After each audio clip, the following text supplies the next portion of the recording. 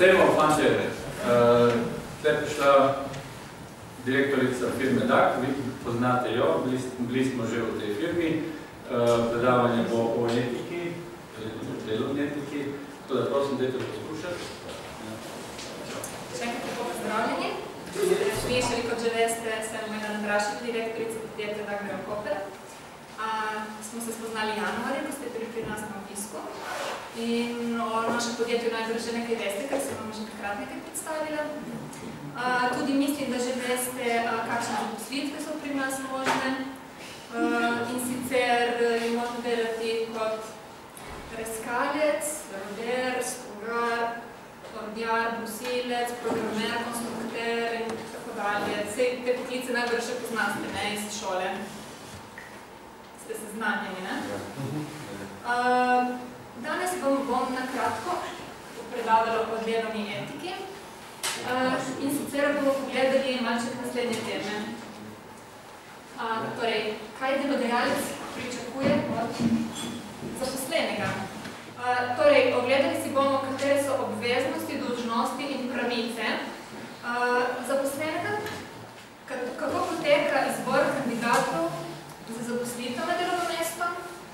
Malo bomo govorili o razgovoru za delo, potem se bomo vprašali, zakaj delodajalec določenega kandidata ne zapusti. Na koncu bomo še malo nakratko pogledali, kaj se v življenju sploh želite delati in bomo malo poudarili, da je pomembno imeti jasno definirane cilje, če hočemo kam priti. Torej, za uvod si pogledamo na kratko, kaj je delovna etika. To je v bistvu delo posameznika na delovnem mestu. Oseba z močno delovno etiko je zanesljiva in trdodelna, medtem ko nekdo s slabo delovno etiko skuša priti čez delovni dan s čim manj napora. Delodajalec vedno išče zaposlenega, ki pokaže pripravljenost, da svoje delo dobro opravi. Torej, zaposleni, ki izkazujejo dobro delovno etiko, bi morali biti izbrani za boljše pozicije, za večjo odgovornost in napredovanje.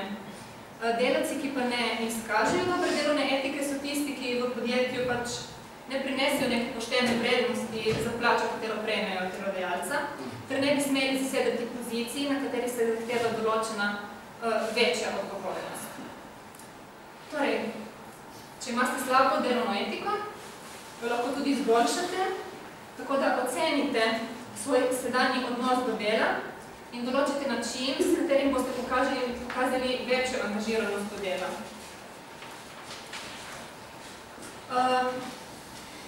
Delovna etika ne obsega samo odnosa neke osebe do dela, do pač kariere, do poklica, temveč tudi kako nekdo opravlja svoje delo oziroma svoje odgovornosti. Delovna etika prikazuje mnogo lastnosti človeka, kot so poštenost in odgovornost. V bistvu delovna etika nakazuje na to, kaj nekdo naredi oziroma bi naredil v določeni situaciji.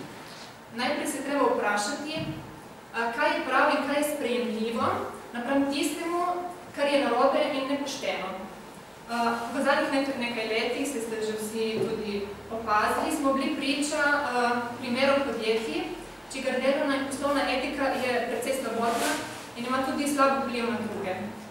Delovna etika je v bistvu poštenost, brez laganja, goljufanja in kraje. Je v bistvu dobro opravljanje svojega dela in občutek odgovornosti. Kaj torej delodajalec pričakuje od zaposlenega? Katere so dolžnosti, obveznosti in pravice delavca?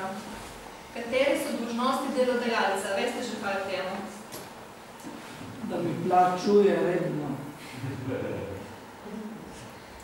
Torej, bomo malo pogledali še bolj podrobno. Kaj je še poleg tega? Torej, prva stvar. Ko delodajalec zaposli nekoga, ponavadi z njim sklene pogodbo o zaposlitvi. Delodajalec ima ob upoštevanju zakonskih prepovedi pravico do proste odločitve, s katerim kandidatom, ki izpolnjuje seveda pogoje za opravljanje nekega dela, bo sklenil pogodbo o zaposlitvi. Praviloma se pogodbe o zaposlitvi sklepajo za nedoločen čas. V izrednih primerih se lahko sklenejo tudi za določen čas, recimo 2 meseca, 3 mesece, 6 mesecev, največ 2 leti. Lahko se sklepajo pogodbe tudi s krajšim delovnim časom od polnega. Recimo boste delali 20 ur na teden namesto 40. To je v bistvu odvisno od dogovora in od potreb in želja. Zakon tudi prepoveduje delo in zaposlovanje na črno, to poznate najbrž. Zaposlovanje na črno je, če delodajalec z delavcem ne sklene pogodbe o zaposlitvi oziroma neke druge pogodbe, na podlagi katere lahko opravlja delo in delavce ne prijavi v zdravstveno ter pokojninsko in invalidsko zavarovanje. Pogodba se vedno sklene, kadar obstojijo elementi delovnega razmerja. To je razmerje med delavcem in delodajalcev, ki temelji na prostovoljnosti. Predstavlja vključitev v organiziran delovni proces delodajalca. Delavec seveda prejme plačilo za opravljeno delo. Delavec delo opravlja osebno in nepretrgano in ga opravlja po navodilih in nadzorom delodajalca. Dajmo si pogledati, kaj sme in kaj ne sme delodajalec. Delodajalec mora zaposlenega seznaniti z delom, s pogoji dela, ter z njegovimi pravicami in obveznostmi. Sme zahtevati podatke o izpolnjevanju pogojev, sme preizkusiti njegova znanja in sposobnosti, ter ga poslati na zdravniški pregled. Ne sme pa zahtevati podatkov, ki niso v zvezi z delom. To so podatke recimo o družini, o materinstvu, o planiranju družine, ter pogojevati zaposlitve s temi podatki, oziroma ne sme spraševati za podatke, ki niso direktno v zvezi z delovnim mestom. Kaj sme in kaj ne sme delavec? Delavec mora predložiti dokazila o izpolnjevanju pogojev ter obvestiti delodajalca o pomembnih dejstvih in o pomembnih omejitvah. Sme odkloniti razgovore, ki niso v zvezi z delom. Katere so obveznosti delavca? To smo najbolj tudi malo zanimalo. Ne veste še, nekatere so obveznosti delavca. Pa da prihajajo v službo. Ne, mislim. Ima vse urejene papirje. Da porabi prvi dan plačo, kjer dobi. Delavec mora vestno opravljati delo na delovnem mestu, za katero je sklenjen pogodba o zaposlitvi. Upoštevati mora delodajalčeva navodila, lahko odkloni opravljanje dela, če bi to pomenilo neko protipravno ravnanje ali opustitev, ali pa če bi pomenilo neko škodo. Delavec mora spoštovati in izvajati predpise in ukrepe o varnosti in zdravju pri delu, ter pazljivo opravljati delo, da zavaruje svoje življenje in zdravje, ter življenje in zdravje drugih oseb. Zelo pomembno, ko boste prišli na delovnem mestu, boste seznanjeni z varstvom pri delu, boste opravili izpit iz varstva pri delu, kako je treba pravilno delati in na kaj je treba paziti. Delavec mora tudi obveščati delodajalca o vsaki grozeči nevarnosti za življenje, za zdravje ali za nastanek materialne škode, ki jo zazna pri delu. Ne sme ravnati škodljivo in mora varovati poslovne skrivnosti delodajalca. Tudi med trajanjem delovnega razmerja ne sme brez pisnega soglasja delodajalca za svoj ali tuj račun opravljati del, ki sodijo v dejavnost, ki jo opravlja delodajalec ali bi lahko za njega pomenila konkurenco. Obveznosti delodajalca pa so zagotavljanje dela, tudi sredstev in materijala ter dostopa do prostorov, obveznost plačila, kot ste že prej ugotovili, torej plačo, mogoče pa še dodatek za uspešnost, če ste pridni, ter povračila stroškov v zvezi z delom, malica, prevoz na delo, potni stroški. Delodajalec mora obvezno zagotavljati varne delovne razmere. Tudi mora zavarovati delavčevo osebnost, prepovedano je recimo trpinčenje na delovnem mestu oziroma mobbing in skrbno mora varovati osebne podatke in jih ne sme posredovati tretjim osebam.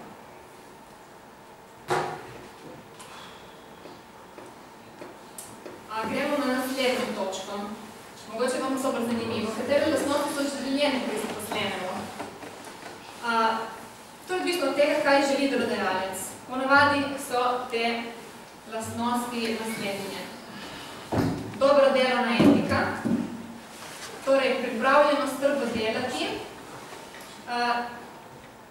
pa tudi pametno delati. Uporabljati čim bolj učinkovit način za dokončanje nalog in najti načine, kako prihraniti čas pri upravljanju delovnih nalog. Dobro, dnevno naslednja lastnost je zaželjena. Pozitivnost. Ste pozitivni kaj? Kako kdo? Torej, za delo bodite motivirani. Pokažete nek pozitiven odnos, koristen odnos, usmerjen v reševanje problemov, ker na delovnem mestu se boste srečali z marsikaterim problemom in ga boste morali znati rešiti. Bodite pripravljeni se prilagajati spremembam, ki se dogajajo na vseh področjih, pri metodah dela, pri urnikih, pri delovnem procesu v organizaciji. Tudi zelo fajn, bodite prijazni sodelavci. In tudi pri delu se ni lepo, da nekdo stalno se pritožuje. Tako da bodite tudi pripravljeni pomagati ostalim in iščite pozitivne rešitve tudi v delovnem procesu.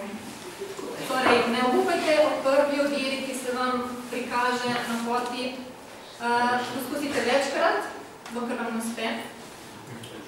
Tudi pazite na vaše misli. Naj bodo takšne, da bodo spodbudne in ne, da vas od vaših nalog odvračajo.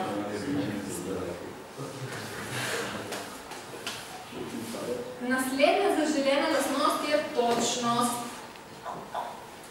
Torej, delodajalec ponavadi zahteva, da ste na delovnem mestu točno določenih ljudi.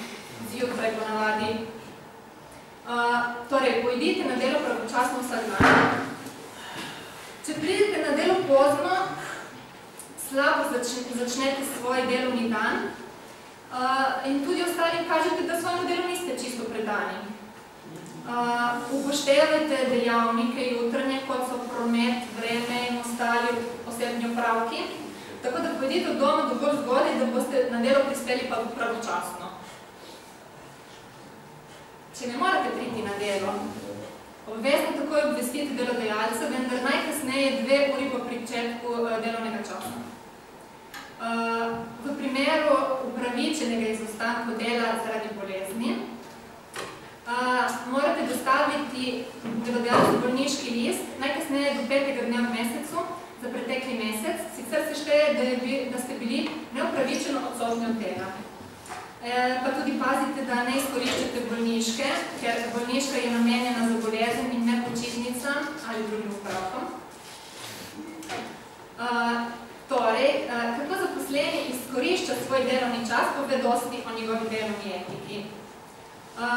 Dober delavec lahko občasno pride pozno na delo, ampak tudi ostane dlje, da nadoknadi zamujeni čas. Tudi svoje obveznosti na delu je potrebno opraviti pravočasno. Upoštevajte navodila vašega nadrejenega in kar je nujno, je treba opraviti takoj. Dobro se je potrebno organizirati, da je vse potrebno narejeno brez zamud in brez napak. Dodeljene naloge je potrebno vedno zaključiti. V primeru, da vam kaj ne gre od rok, lahko vedno vprašate za nasvet in pomoč vašega nadrejenega. Vsak dan poskušajte se malo izboljševati na delovnem mestu in nasploh v življenju, tako boste več veseli.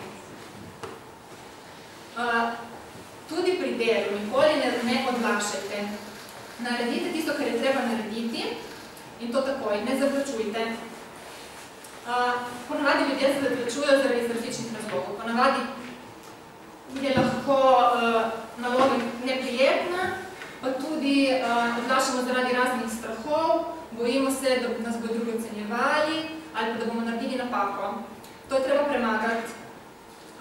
Najbolje je nalogo razdeliti na obvladljive dele, tako jo boste lažje postopoma opravili. Še nekaj. Idealne okoliščine ne obstajajo. Vsak dan je potrebno nekaj narediti. Dobro si je tudi zapisati svoje majhne uspehe, ki jih opravite na poti. Pri delu tudi bodite zanesljivi. Če obljubite, da boste zaključili določene naloge do konca delovnega dneva, to tudi storite. Če jih ne morete zaključiti, takoj obvestite nadrejenega, ter mu povejte tudi, zakaj to ni možno. Določite naslednji možni rok, ter se ga držite. Trudite se v glavnem delati po svojih najboljših močeh. Tako boste pokazali, da ste zanesljivi in resni pri delu.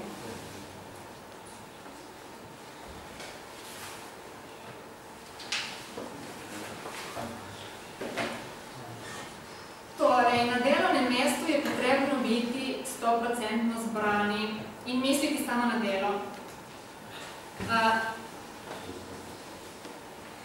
Če daste vse 100%, potem ne boste imeli občutka krivde, da česa niste naredili, boste bolj zadovoljni in tudi če vam bo spodletelo, boste se počutili bolje. Ko pa delovno mesto zapustite, je pa fajn tudi odklopiti od dela, ne? Drugače lahko pregovorite. Naslednja zaželena lastnost je urejenost. Dobro je, da imate urejeno in pospravljeno delovno mesto. Tudi doma je dobro, da imate stvari urejene pri učenju in nasploh, da veste, kje imate stvari, ki jih potrebujete. Če ima vsaka stvar svoje mesto, potem bo delo potekalo hitreje in boste bolj produktivni, to pomeni, da boste v istem času naredili več. In tudi za druge je pomembno, zaradi drugih je pomembno, da veste, kje so stvari pospravljene na delovnem mestu, tako da, če se kaj potrebujejo, da se enostavno najde. Tudi z osebno urejenost je dobro poskrbeti, tako da ste primerno oblečeni, glede na opravila, ki jih morate pripraviti, ter primerno priložnosti.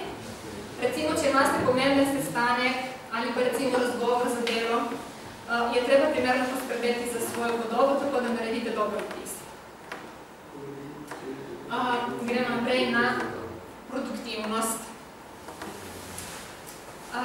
Glede tega bi rada povedala, da je fajn, da opravite vse naloge, ki so vam dodeljene. Če niste prepričani, kako se določena naloga opravi, vprašajte za pomoč. Ko vam nekdo razlaga, kaj je potrebno narediti, pozorno sledite navodilom, tako da boste lahko naslednjič nalogo opravili samostojno. Tudi bi bilo fajn, da pokažete inicijativo, tako da se prostovoljno lotite tudi drugih nalog, katere je potrebno opraviti in ne čakajte samo na to, da vam nadrejeni dodeli neko delo. Spoštujte čas in sredstva na delovnem mestu. Torej, med delovnim časom, to vam bo všeč, se ne spodobi upravljati privatne telefonske razgovore ali komunicirati s prijatelji po e-pošti ali pa na družabnih omrežjih, kot je Facebook, oziroma urejati privatne zadeve. Za druženje s sodelavci imate na razpolago čas med odmori in malico.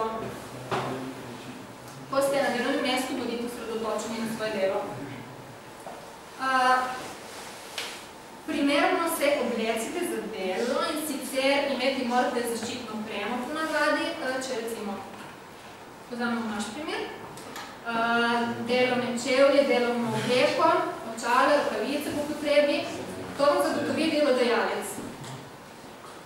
Če opazite, da potrebujete neko zaščito, pa niste prijeli, da na to tudi opozorite. In še nekaj, slaba delovna etika enega zaposlenega lahko poslabša celotno produktivnost na delovnem mestu. Tako da je fajn, da vsi zaposleni skrbijo za dobro delovno etiko.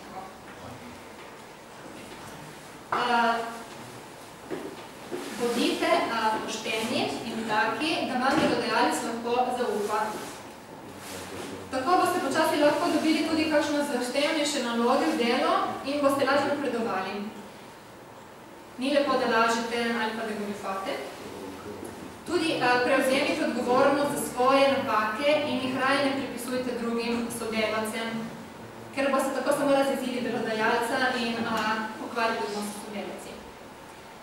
Negujte dobre medčloveške odnose, ker tebi 80% vašega uspeha bo odvisno od sposobnosti razumevanja z drugim. Zelo dosti ljudi je tudi odpuščenih zaradi slabih medčloveških odnosov. Torej, skrbite za učinkovito komunikacijo, poskušajte, ko nekaj poveste, povedati na način, da bo bolj pozitiven. Bodite, kar se da, prijazni, nasmejani, s svojimi sodelavci. Tudi pozorno poslušajte, ker ko nekoga pozorno poslušate, mu nakazujete neko spoštovanje in ne skačete v besedo, ne gledate drugam, ko se nekdo z vami pogovarja in dobro bi bilo, da znate tudi ponoviti, kaj vam je nekdo povedal. Je pa tudi fajn, da se naučite konstruktivno reševati konflikte, tako da, če pride do določene situacije, da znaste to obvladati.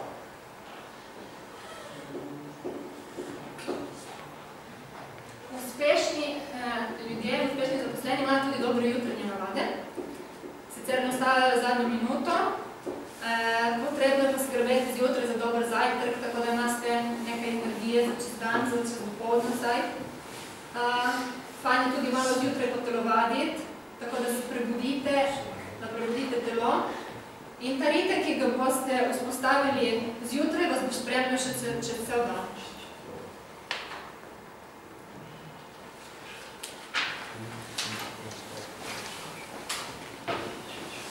No, dajmo si malo pogledati, kako poteka izbor kandidatov za delo. Kakšen je postopek? Ko se v podjetju pojavi potreba po novem sodelavcu, se objavi prosto delovno mesto na Zavodu za zaposlovanje ali pa v medijih, ali v spletnih straneh. In po tej objavi so zapisane zahteve,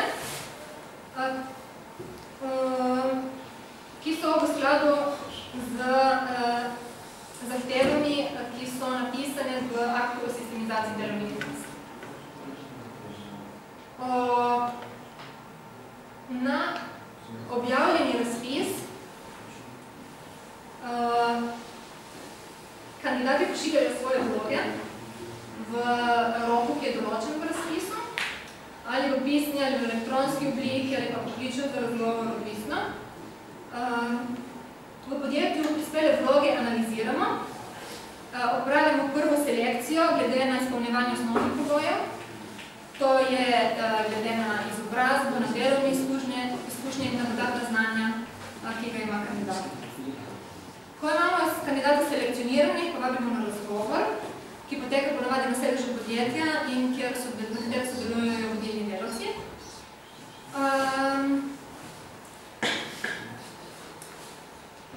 Kot sem že prej omenila, tudi kandidat ni dolžan odgovarjati na vprašanja, ki niso v neposredni zvezi z delovnim razmerjem. Torej, če vas bodoče delodajalec vpraša nekaj, kar se ne tiče direktno delovnega mesta, ni nujno, da na to odgovarjate.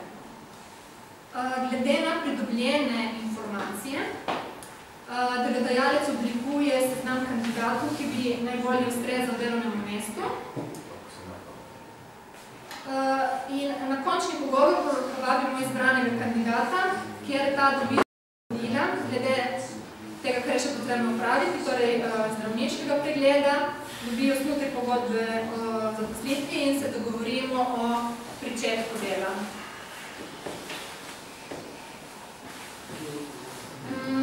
Kateri so kriteriji, po katerih ocenjujemo primernost kandidatov za delovno mesto? Želimo kandidata, ki ne samo da izpolnjuje vse pogoje, ki smo jih mi določili v razpisu, ampak tudi ima primerno osebnost za naše podjetje in seveda ima dobro delovno etiko. Veliko stvari se da naučiti, ampak osebnost posameznika se zelo težko spreminja. Zato iščemo posamezniki, ki so družabni, so prijazni, imajo določene etično-moralne vrednote in so timski delavci. Osebnost posameznika se na razgovoru tudi večkrat ne izrazi v pravi meri, ker mnogi kandidati se na razgovoru ne počutijo dovolj sproščeno.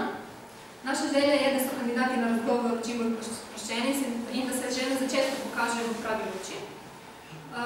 V nasprotnem primeru pa si pomagamo s našo lastno presojo, ki je lahko bodi si pravilna, bodi si pa tudi napačna. Tako da najbolje, da se pokažete res še na začetku svoje lastnosti.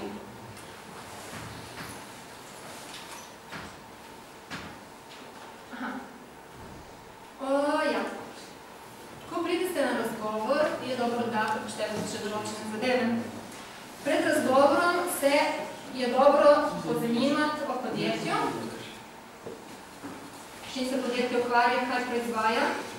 Oglejte si malo spletne strani in poskusite pridobiti čim več informacij. Tako boste potencialnemu delodajalcu pokazali, da se zanimate za podjetje in ste se potrudili in tudi, da ste angažirani za to delo. Pomislite tudi, kako lahko s svojim znanjem in spretnostmi koristite pri podjetju. Katero delo vas zanima in na katerih pozicijah bi radi delali. Vprašajte se tudi, ali obstaja v podjetju možnost napredovanja, ali si to želite. Predstavite svoje dobre lastnosti, svoje znanje in svoje veščine. Če imate delovne izkušnje, povejte tudi, katere dele ste že opravljali in kako dobro popravljate. In bodite pripravljeni izboljšati svoje pomanjkljivosti in slabe lastnosti.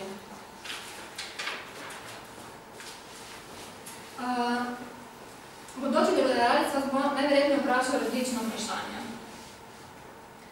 Kakšne vprašanje mislite, da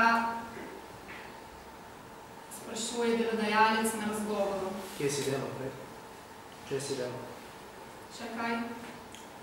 Kaj te zanima, kaj bi rad počel, kaj veš v tem podjetju kot svojo perspektivo? Dobro. Potem? Zdravje.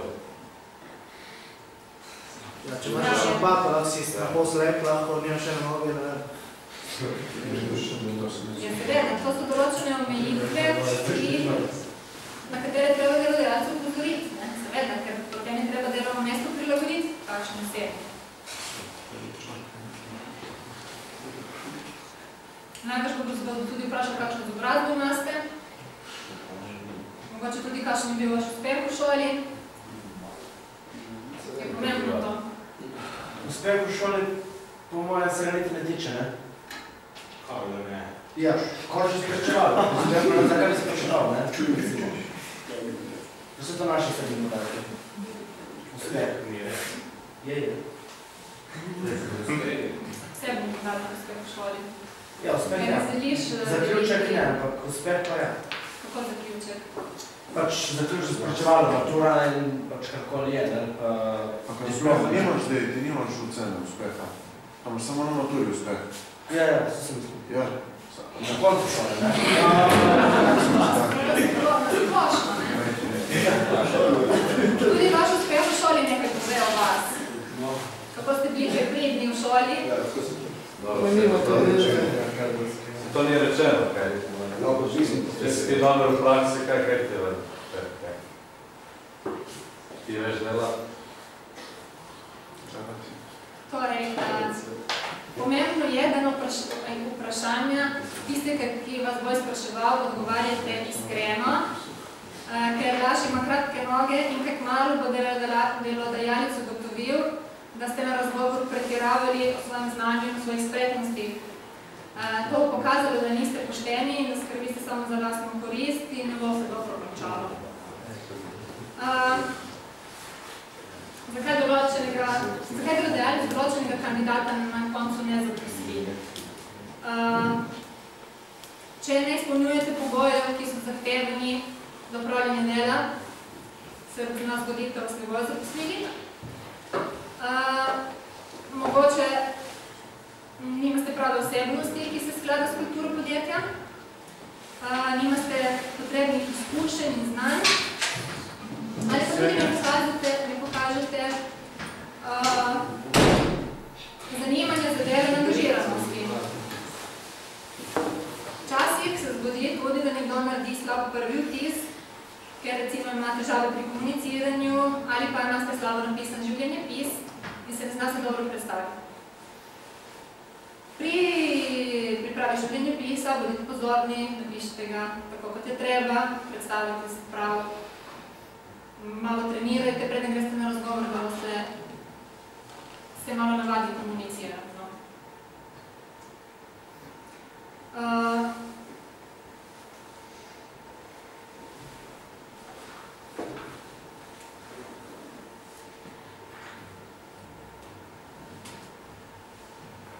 Zdaj, koliko časa še imamo na razpolago? Še 10 minut? Ja, celo 5 minut. No, bi na koncu še malo poklepetala z vami z enim zelo pomembnim vprašanjem. Kaj želite delati v življenju? Torej, če želite biti uspešni, morate imeti jasno zapisane svoje cilje. Smo se že zadnjič, ko ste bili novisko pri nas, pogovarjali o vaših ciljih nekaj, pa smo ugotovili, da nimate čisto jasno določene. Večina ljudi nima jasno postavljenih ciljev. In zaradi tega marsikdaj tudi ne dosežejo tistega, kar bi lahko. Če zvenijo vaši cilji nekako takole, rad bi zaslužil več denarja ali pa rad bi zaključil šolo, rad bi dobil dobro službo, to verite, da niso cilje, ampak to so le preželje, ki imajo eno pomanjkljivost. Vedno ostanejo samo želje. Torej, vse izhaja iz naših ciljev in največji problem je, če ne veste natančno, kaj hočete. Torej, jasno se morate zavedati, kaj so vaši cilji v življenju.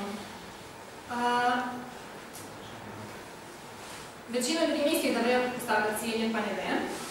Torej, cilji morajo biti postavljeni na točno določen način, zato morajo biti vaši cilji merljivi. Ko boste imeli točno določene in merljive cilje, vas bo to gnalo naprej. V vsakem trenutku boste vedeli, kje na poti do resničitve svojega cilja se nahajate. In ko boste spremljali napredek pri doseganju svojega cilja, boste dobili še dodaten zagon in motivacijo za naprej. Vaši cilji bi bilo fajn, da so tudi, ko so napisani realno in uresničljivo.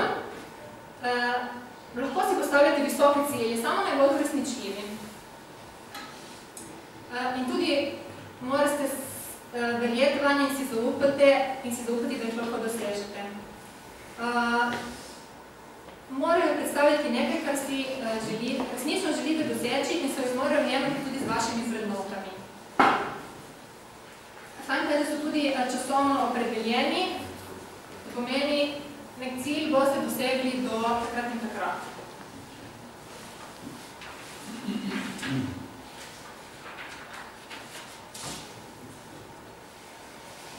Cilje lahko postavljate za vsa področja življenja, za vaš, če imate kakšen posel, za vašo službo, družino, odnose, zdravje, izobraževanje.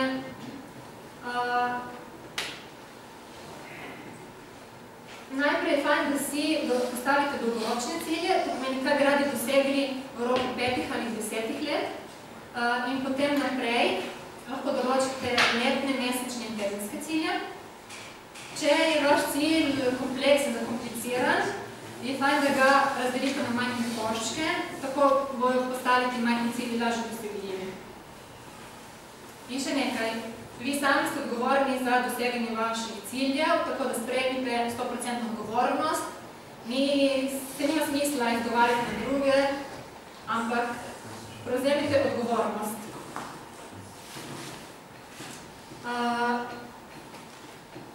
Zakaj pogosto ljudje ne dosegamo svojih ciljev?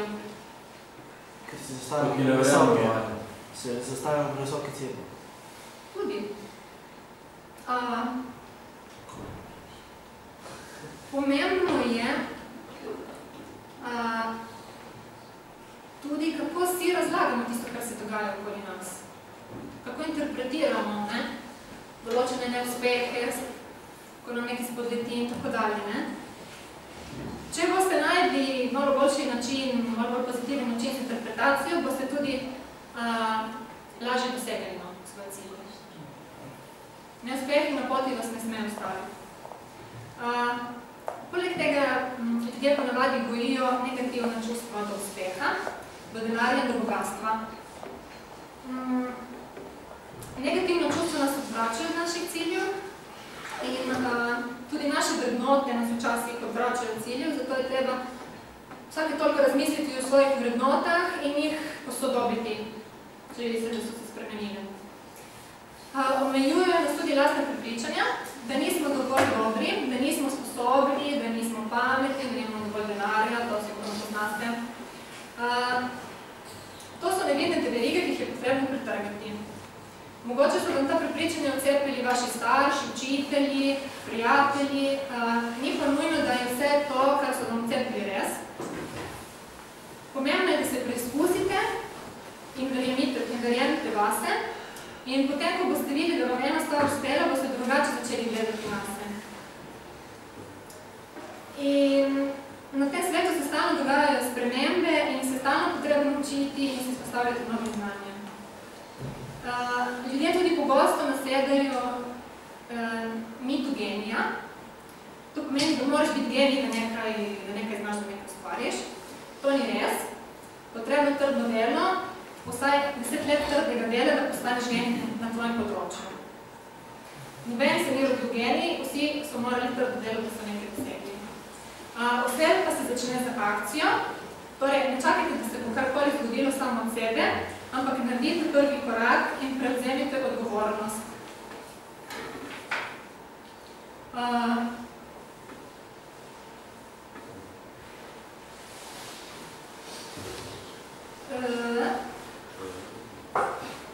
Za doseganje svojih ciljev je pa tudi pomembno, da znate pravilno upravljati s svojim časom. Torej, čas imamo vsi na razpolago približno enako, ne? Zdaj, odvisno je samo, kako ga znamo učinkovito izkoristiti.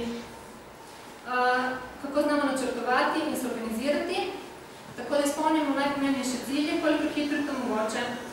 Uspešni ljudje zelo visoko cenijo svoj čas in na ta način kažejo, da cenijo tudi sebe. Ko boste začeli ceniti svoj čas in upravljati pomembne naloge v vašem življenju, se boste počutili dobro in bo tudi to vplivalo na vaše zadovoljstvo in na vašo boljšo samostojnost.